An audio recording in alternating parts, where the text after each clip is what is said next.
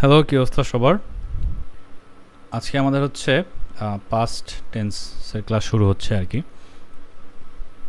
তো আমরা কি জানি, আমরা প্রেজেন্ট টেন্স যারা যারা জানি, তো তারা জানি পাস্ট টেন্সও সেম একই রকম, শুধুমাত্র কি অতীতকে নির্দেশ করবে। প্রেজেন্ট টেন্স যেমন ইনডেফিনিট কন্টিনিউয়াস, পারফেক্ট কন্টিনিউয়াস আছে, এই পাস্ট টেন্সেরও সেম একই অবস্থা।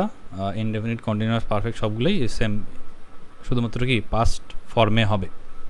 তো এখন হলো আমরা কি দেখেছিলাম যে বর্তমানে অনির্দিষ্ট সময় কোনো কাজ হলে সেটা প্রেজেন্ট ইনডেফিনিট।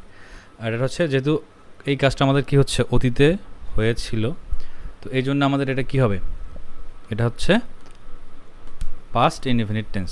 অতীতে যদি কোনো অনির্দিষ্ট একটা কাজ হয়ে থাকে অনির্দিষ্টকালে, তাহলে সেটা হচ্ছে পাস্ট ইনডেফিনিট টেন্স। এখন হলো যে সংজ্ঞাটা, যে কোনো একটি কাজ যদি অনির্দিষ্ট সময় ঘটেছিল এমন বোঝালে তাকে পাস্ট ইনডেফিনিট টেন্স বলে।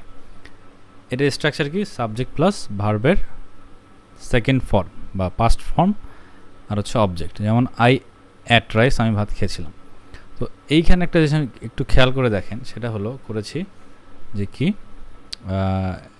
ডিড ইট, কি করেছি আই ডিড ইট রাইস। তো এই আই ডিড ইট আর অ্যাট দুইটা একই রকম, মানে অর্থটা একই রকমই দাঁড়াবে। আমি ভাত খেয়েছিলাম, একটু যদি মাথায় ঢুকে না থাকে একটু এক্সপ্লেন করি।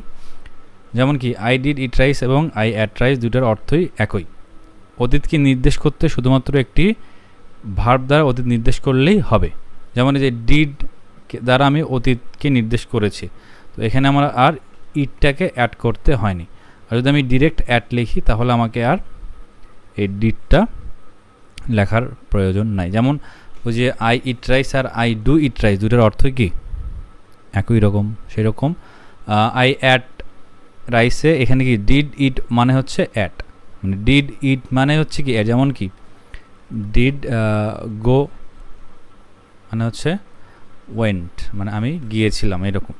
তারপর হচ্ছে আই ডিড মেক, তৈরি করেছিলাম, তাহলে হচ্ছে মেড, এটা 2 নম্বর ফর্ম। তো এই আর কি বিষয়টা, যে যেগুলো দ্বারা আমাদের হচ্ছে পাস্ট ফর্ম বোঝাবে সেটার আগে যদি আমি ডিড বসাই তাহলে আমাকে আর ওইটার পাস্ট ফর্ম লিখতে হবে না, শুধুমাত্র ওইটার প্রেজেন্ট ফর্ম বসালে হবে আর কি। যেমন হচ্ছে এখানে আমি এক্সাম্পল দিয়েছি কয়েকটা, সেটা হলো আই অ্যাট রাইস, আমি ভাত খেয়েছিলাম। উই অ্যাট রাইস, আমরা ভাত খেয়েছিলাম। ইউ অ্যাট রাইস, তুমি ভাত খেয়েছিলে। হি অ্যাট রাইস, এখানে কিন্তু আর ভার্বের সাথে এস বা ইএস লাগবে না, কারণ কি পাস্ট ফর্মে আমরা শুধু ভার্বের প্রেজেন্ট ফর্মের সাথে এস অথবা কি করতে হবে, ইএস লাগাই দিতে হবে। সেটা শুধু কি থার্ড পারসন সিঙ্গুলার, এটা শুধু প্রেজেন্ট ইনডেফিনিটের ক্ষেত্রে, আর কোনো ক্ষেত্রে দরকার নেই।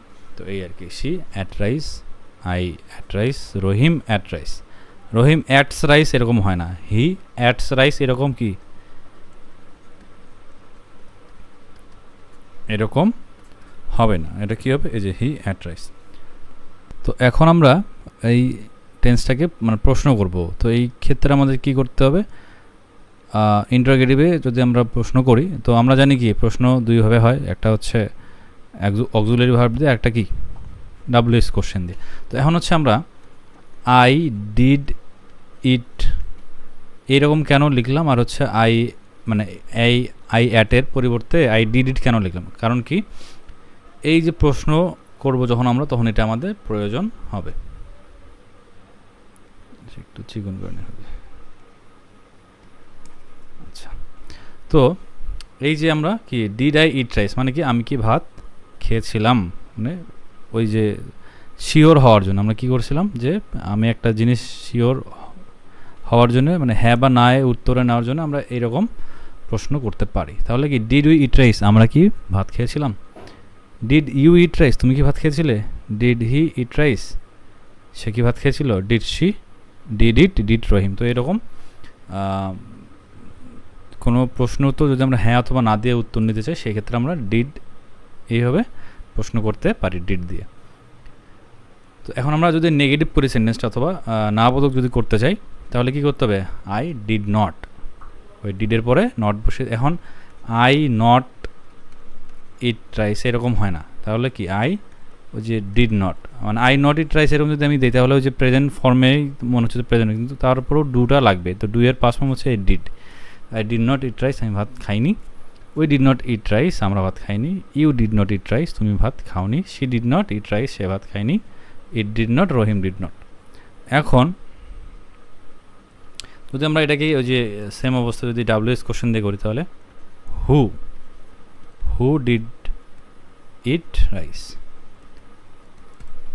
কে ভাত খেয়েছিল। তারপরে হু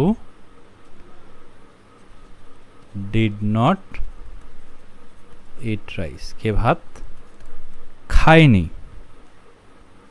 তারপর হচ্ছে হোয়ার ডিড ইউ ইট, তুমি কোথায় খেয়েছিলে। তারপর কি how did you eat rice, তুমি কীভাবে ভাত খেয়েছিলে। তো এই আর কি বিষয়। ডাব্লিউএস কোশ্চেন নিয়ে আমরা আলাদা ক্লাস করব, কিন্তু শুধুমাত্র কি আমরা এটা মানে বোঝার জন্য যে আসলে এটা কীভাবে হয় সেজন্য একটু সংক্ষেপে আর কি এটা করে নিয়েছে, কারণ এত কিছু একবারে মনে নাও থাকতে পারে। তো আজকের ক্লাসটা ফার্স্ট টেন্সে এভাবেই, আমি জানি না এর থেকে ভালো কি করে ক্লাস নিতে হয়, কারণ আমি এইভাবে মানে অনলাইনে ক্লাস নেওয়ার কোনো অভিজ্ঞতা খুব একটা নাই। এমনিতেই ক্লাস আমি নেই আমার কাছে যারা অনলাইনে পড়াশোনা করে, তো এই আর কি। কিন্তু আমি ধীরে ধীরে ইমপ্রুভমেন্ট আমারও হচ্ছে আর কি, আমি ধীরে ধীরে শিখছি কীভাবে কী করতে হয়। তো এই ছিল আজকের ক্লাস। যারা যারা এই পর্যন্ত আসতে পেরেছেন সবাইকে কংগ্রাচুলেশন। তো লাস্ট পর্যন্ত দেখার জন্য ধন্যবাদ। আবার আমাদের নেক্সট ক্লাসে ইনশাল্লাহ দেখা হবে। সবাই ভালো থাকবেন।